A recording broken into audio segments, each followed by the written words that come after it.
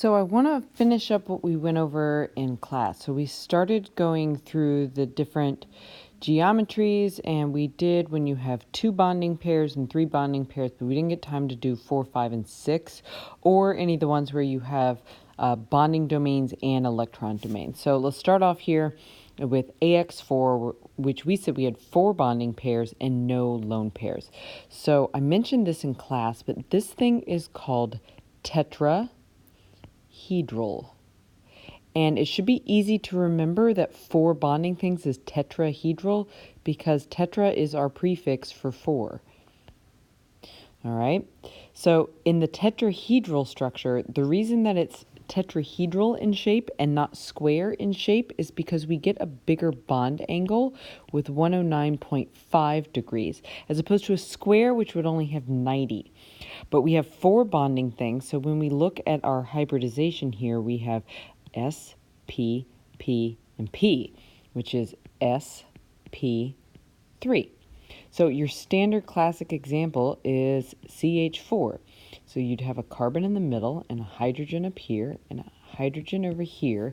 And then the way you sometimes see it to show that 3 dimensions is these weird little dots going back or a triangle going forward to show it's jumping up out of the plane. So basically it looks like a little tripod with an antenna sticking up. So it's like this and out and up and kind of like that. And they don't expect you to draw it this way. It's more just knowing that that's the shape that it's in.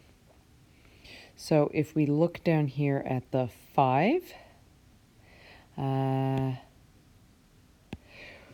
if we've got 5 things, this is called trigonal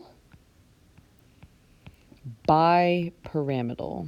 Bipyramidal. I'm going to draw this one first because you're going to have a better idea of what it looks like in those bond angles. So if I had something like PCl5, right, where we had that phosphorus with its star shape, you know, the chlorines like this.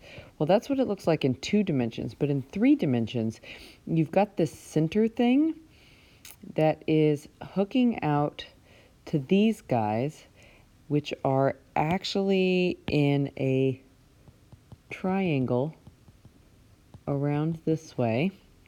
And then we have the spear that goes through it. Right? So it's a triangle in the middle and a bipyramid, a pyramid on the top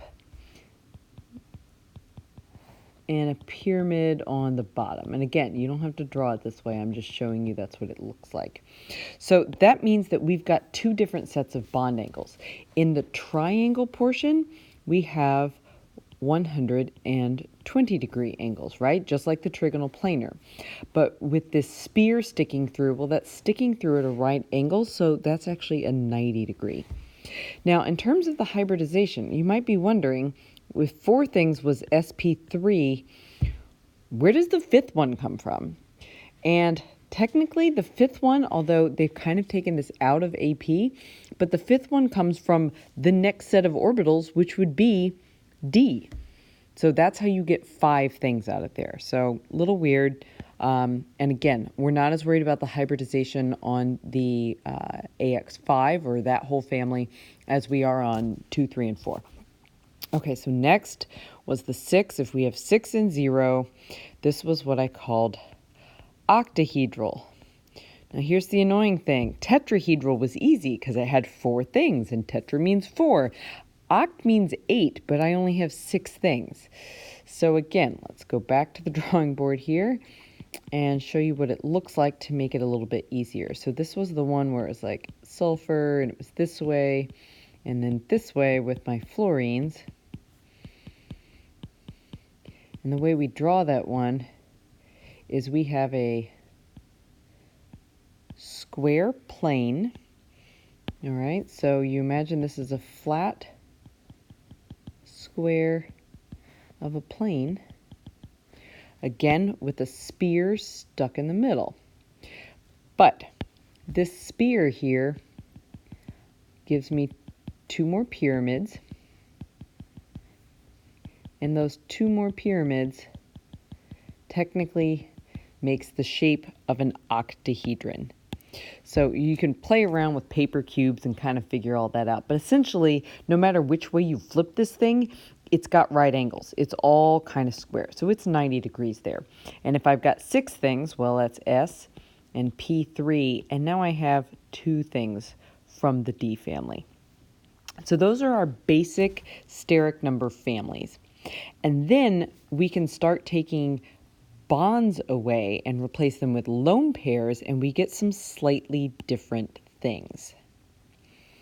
Okay, so let's go up here and do these first couple, and you'll see what I mean. So first off, if I replace one of my bonds with an electron, so now I have 2 bonds, right? That's my 2 bonds and 1 lone pair. All right, so the number of lone pairs is 1. So I'm coming from the trigonal planar family, but if I look over here at my triangle shape, if I take one of these things off, I am not a straight line. I've got dots up there. That's not straight. This is called bent. We're super creative here. And it's no longer 120, it's just slightly less than 120. Which is all you need to know. But it doesn't change its hybridization. It's still sp2. And one of the more common things here is sulfur dioxide. And that's because sulfur here has resonance structures with the oxygen and a double bond, and it has its lone pair up here. So sulfur dioxide actually maintains a bent. Now, there is no such thing for having 1 bonding pair and 2 lone pairs, because if I take away another thing, well, now I just have 2 things connected by a line, and that's just linear, so we don't have any special name for that. But if we look at the tetrahedral family, this AX4, I've got 2 possibilities. I can have 3 bonding pairs and 1 set of lone pair, right? So 3 and 1. And if I imagine my tetrahedron and I take off 1 thing and I have a lone pair up here, well, it's like this little triangle that's sitting up off the ground. So it still has a triangle shape. So we're going to keep the trigonal part, but it's no longer flat. So it's not planar. It is called pyramidal. All right, so that's going to change your bond angle. So I said in class that every lone pair you add changes 2.5 degrees off your bond angle. So if we go from 109.5, we take off 2.5, and this guy is 107. The hybridization stays the same. The most common one we use here, ammonia, Nh3. So you've got nitrogen with its little hydrogens. Again, you don't have to draw them these way. I'm just showing it to you, and that's what it looks like. So ammonia kind of sits up like that, and it's super, super reactive because of those lone pairs. Okay, so the next combination, I can replace yet another one of my bonds with a lone pair and have 2 and 2. So if you imagine that I took now this one off and this one off, and now I've got lone pairs and lone pairs, well, that looks familiar. It is bent. The common chemistry joke is in chemistry there are 2 ways to get bent. And I'm going to subtract another 2.5 degrees here and get 104.5. It's still sp3, and the classic example is water. And this is why we call water that Mickey Mouse structure, because it is a bent shape. Okay. Well, the more things we have to replace, the more options we have. So with AX5, instead of 1 like there was with trigonal planar or 2 with tetrahedral, there are 3 with trigonal bipyramidal, because I've got so many different things I can do. So we'll do it one at a time. If I pop off 1 thing, well, I've got 2 options. Am I going to take it off the sphere, or am I going to take it off the plane? Well, the bigger angle is actually the plane, so I'm going to take it off the plane. So what I'm going to do is I'm going to leave on 2 and leave my spear and leave these over here. So this is one of the more ignorant names in chemistry. It is called seesaw. I'm not joking. And the reason is because you're supposed to imagine that this thing is on its side and it's like a seesaw and it can go back and forth, teeter-totter. Whatever, it's kind of dumb, but that's the way it is. And that just changes your bond angles from a little bit less than 120, a little bit less than 90. Hybridization does not change. And for seesaw, if we have selenium tetrafluoride, well, this is one of those things where you start and you're like, cool, selenium, I've got all these things, but you remember that selenium tetrafluoride has 34 valence electrons, not 32. So you've got that extra pair, and that's what happens to them. So if I pluck off another bond and replace it with a lone pair, I am also going to take that one off of the middle. So this, I think, also looks equally stupid. If I have now lone pair, well, what does that look like? Well, we're super creative, and it is T-shape.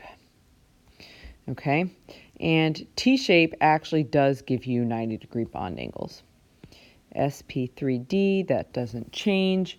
If we have chlorine tetrafluoride, we have chlorine and the F and the F and the F, boop, boop, boop, boop, because this thing actually has, if I remember correctly, 36 valence electrons. That sounds right. No, it's got 28 and then those. Yeah, so you've got those extra ones there. So that's how that's coming off. Now, I can replace one more. If I only have 2 bonds and 3 sets of electrons, well, now I got that one little thing sticking off, and this gets really, really easy. It's also linear. And bond angle on linear, straight line, always 180 degrees. sp3d. And for this one, actually xenon difluoride, if you did that, would be XE, F, and a F, boom, boom, boom, boom, boom, boom. And there's several that actually do that. So it's the AX5 group, that family, when you have a combination of 5 bonds, bond domains and electron domains that have some of the weirdest thing. This is the hardest family for most people to remember. So I would make some flashcards for yourself to work with that. So the last group, octahedral, doesn't have as many options because to remove too many bond pairs and replace them with electron pairs is actually super uncommon. So that makes life a little easier. And the nice thing is once you start pulling these off, since this is a perfect square from every angle, it looks the same no matter which way. So it doesn't matter if you pull them off of the quote-unquote square or the spear, because they're essentially the same thing. So now I've still got my square base here. All right, my square is still intact. And I still have one of my pyramids, but not the other one. So again, we're not super creative. So we still have a square shape, but it's not flat. It is a pyramid, so square, pyramidal. Slightly less than 90 degrees because this lone pair down here is squishing that plane just a little. So sp3d. And if I had iodine pentafluoride there, that would give me an I with my Fs. You'll notice that a lot of these expanded things, noble gases and halogens doing all the weird stuff. So my last possibility is a 4 and a 2. So if I take another one off, well, this time I'm going to take it from the opposite end of the spear. So I've got my essentially looks like cat whiskers with lone pairs on top and bottom. So it's still a square shape, but it no longer rises up out of the paper, so it is flat, so it is planar. We are back to just 90 degrees, and this is sp3, D2, And if I have xenon tetrafluoride, that's what this guy looks like. Right, F, F, F, F, with my dots, and that's all that kind of shape. So really quickly, if you fill all of that out on your table, then all you have to do anytime you want to figure out the geometry of anything, you start by drawing its shape. So for instance, let's go with the carbonate ion really fast, right? So we've done this, but it was 4 plus 6 times 3 plus 2, so that's 24. All right, carbon in the middle, oxygen, oxygen, oxygen. I've used 6. I've got 18 left. I need 2, 4, 6, 8, 10, 12, 14, 16, 18, 20. I need 20. That's no good. I am short, so I need to make a double bond. This was one of my resonance examples, so now I'm minus 8. Going to 16, so now I need 2, 4, 6, 8, 10, 12, 14, 16, because now my carbon and that oxygen are good. So now I just put those dots on, and that one, and that one. Okay, so now count up around my central atom carbon here. How many bonds do I have? I have 1, 2, 3. It does not matter that that is a double bond. It is still a bond domain. So I have 3 bonding domains. How many electron domains do I have on the central atom? Well, around carbon, I have none. So if I look back up at my chart and look for the thing that has 3 bonds and no electron domains, and I match it up and I say 3 and 0, what is that? It's trigonal planar. And then I can immediately just be like, ah, got it. So this guy is trigonal planar. And so I know its shape, I know its bond angle, and I know its hybridization, all things that they could ask for that are related to the shape. So that's why I said the number 1 step is making sure that you can draw the correct structure. So over the weekend, get all the structures on those practice sheets done, and then try and assign the number of bonding domains and electron domains and see if you can figure out the correct shapes for everything in this packet, and we'll check them on Monday.